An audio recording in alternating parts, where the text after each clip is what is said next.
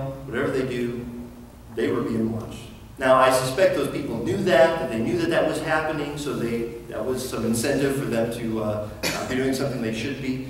But in our modern age, you just never know quite when you're being watched. There seem to be a lot more eyes, frankly, and maybe there's more reason for that, as we think we can get away with more. Paul brings in a dramatically different understanding of a Christian work ethic, of what it means to look to the Lord, what it means to exercise simple spirituality at the workplace, that is to have a consistent, sincere, non-duplicitous work ethic, with sincerity of heart and fearing the Lord.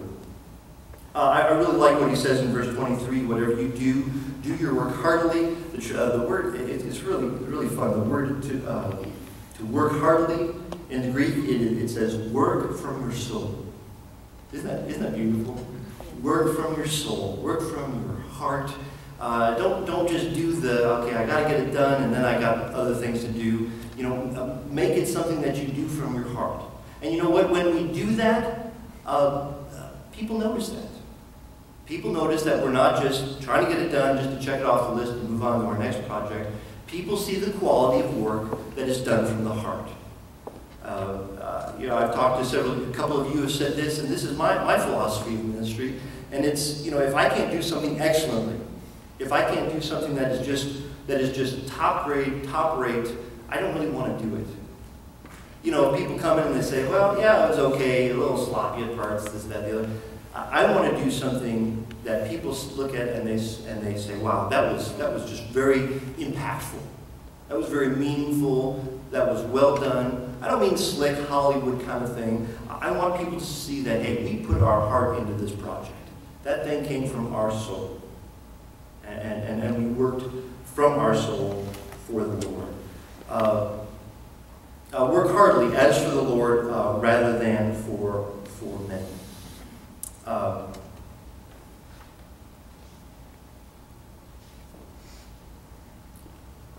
want to tell you something very personal.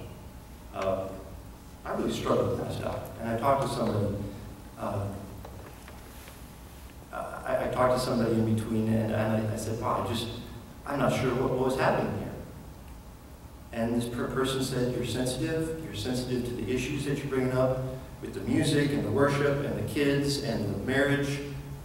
And they said that's a good thing, but that can also sometimes stand in the way. And I'm looking at this and I'm thinking, you know what? Going through some of that material last hour, I think I was more concerned about, am I offending someone? Am I making somebody upset? And, how are people going to perceive me if I say this? Ooh, is this going to cause a problem? I felt the whole time, I hope it was clear, I hope it made sense, but I kind of felt like something was in the way. You know what was in the way? I was in the way. So I'm sorry. I really struggled through that. And again, I hope the material came out with relative clarity. But sometimes I preach. This is not just something that normal people who have secular jobs struggle with. Pastors struggle with this. I struggle with working to please men, not God. And I think there is a root to that I want to make sure everybody's happy. I want to make sure that we're moving forward and that we're all enthusiastic. But then it all becomes about us. And then it all becomes about me. And it's not for the Lord. So I do apologize for that, and I appreciate your patience with me as I'm learning to overcome that. And let's cram all kinds of difficult issues in one message. Talk about worship and music and husbands and wives. That's a great idea. But that's what's in the text. That's what we cover, and I think that was helpful. And I need to learn to be preaching for the Lord, and not just to win popular approval or something like that. So that's my little sermon illustration for that. It doesn't just happen to you; it happens to us too, pastors who should know better. We have to work for the Lord rather than for men, which sometimes, horror of horrors, means I'm going to offend somebody. Which for me, it is a horror. I feel like, oh, I don't want to. But that's just going to happen. I'm going to say something, and you're going to say, oh, Boy, you're out to lunch on that, and that's fine. As long as we can talk about it and grow together and learn from one another and move forward, then we're doing it for the Lord. Not just for you and not just for me. Verse 24, knowing that from the Lord you will receive the reward of the inheritance. This is it's very interesting what he's saying here. And you're thinking, how much does a slave make? Well, sometimes not very much. There are jobs today that people are forced to take that are very below what they used to make a couple years ago, but they do it. And someone who is, a servant or a slave or a low, paying, well, they're reading this passage and they're thinking, listen, I'm working for nothing, for a boss that doesn't like me, that I don't like. It's frustrating. There are very legitimate frustrations that we go through in the different relationships we find ourselves in. But look how Paul blows through all that in verse 24 and says, listen, you will receive your righteous reward from the Lord himself. Okay?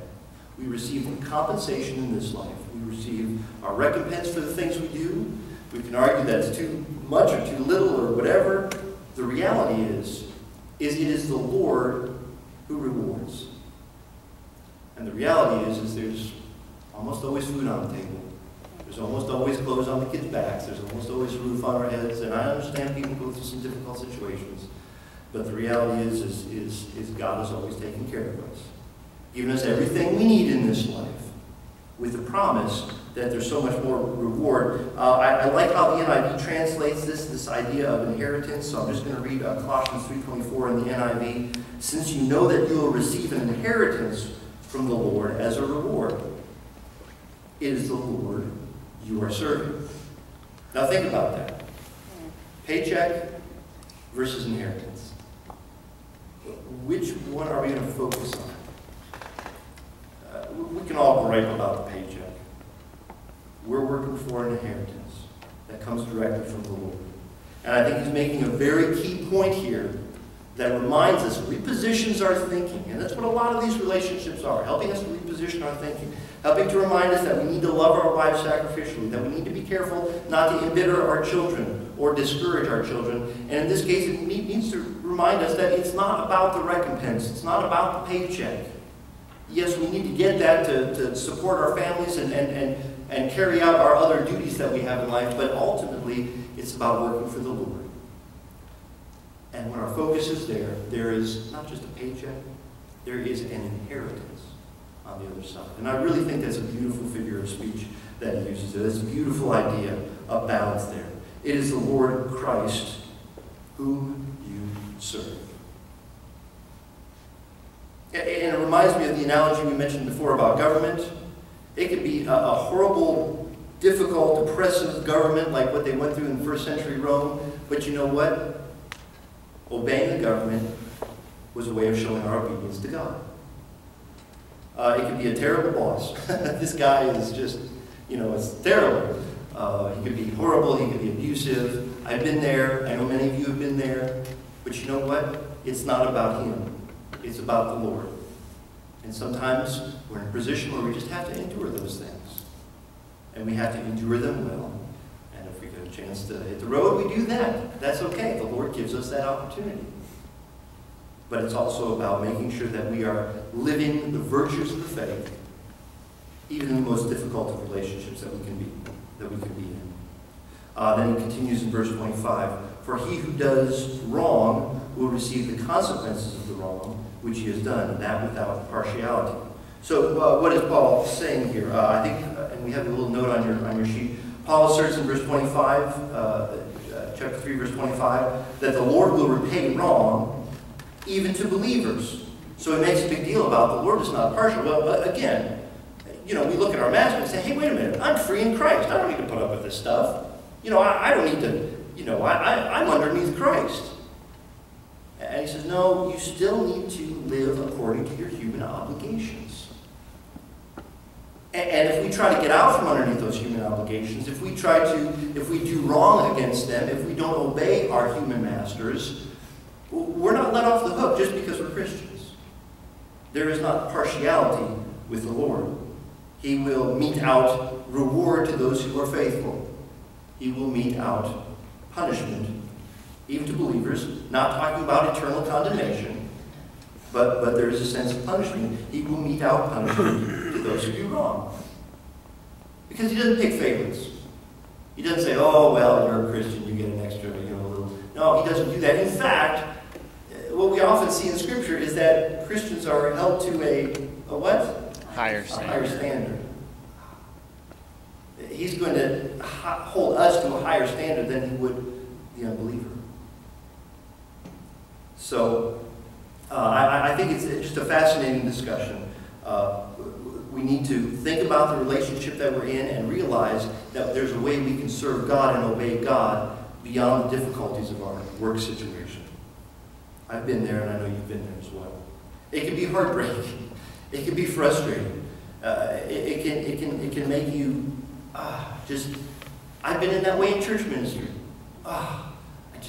So frustrating. It can also be a way that God draws you closer to Himself. It can also be a way that God teaches us all the fascinating manifestations of obedience. And we're reminded that Christ had to live within human constraints as well. And Christ even allowed Himself to die at the hands of humans and suffer at the hands of humans because He had a greater goal in mind, namely the glory of God and the salvation of humanity. So we need to put that all in perspective. Hey, sometimes you're in the big chair. Chapter 4, verse 1. Masters. You're a master. You can do whatever you want to, right? Well, not quite.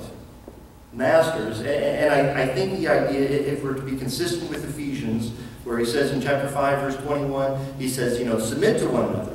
I don't care what it looks like. I don't care where you are, who you are. Submit to one another. And then he goes to husband, wife, children, parents, master, servants. I think that idea of living underneath the order of Christ's expectations for us as leaders, as masters, I think it is conditioned by this idea of submission to one another. I may be organizationally over you. You may be in a higher tier in the hierarchy over me. But we can still submit to one another. Masters, grant your slaves justice and fairness. The word there, the word is grant, and I think I don't have that on here. The word grant is pareko. It means to cause something to happen. Cause something to happen in someone's life. What are we to cause to happen? We're to cause justice and fairness to happen in someone else's life. I don't like the word fair. This is a different context, though. I don't like when people say, oh, that just wasn't fair. Life is just not fair. Say, yeah, that's true there, Einstein. Life is not fair.